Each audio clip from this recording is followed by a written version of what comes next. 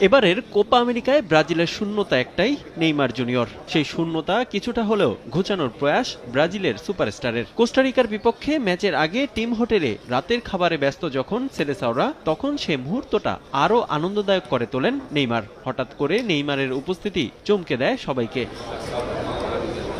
টিমের সঙ্গে দেখা করতে এসে শুরুতেই রিয়াল মাদ্রিদ তারকা ভিনিসিয়াস জুনিয়রের সঙ্গে আলিঙ্গন করেন নেইমার। এরপর একে একে সবার সঙ্গে সাক্ষাৎকার ছাড়েন ব্রাজিলের মধ্যমণি। এ সময় সতীর্থদের সঙ্গে খুনসুটিতেও মেতে ওঠেন তিনি। সতীর্থদের কাছে পেয়ে বেশ উচ্ছ্বসিত দেখা যায় ব্রাজিলিয়ান তারকাকে। মূলত প্রথম ম্যাচের আগে পুরো দলকে উদ্বুদ্ধ করতেই এমন পরিকল্পনা নেইমারের। ব্রাজিলের সর্বকালের সর্বোচ্চ গোলদাতার অভিজ্ঞতাও দলের নতুনদের যোগাবে আত্মবিশ্বাস।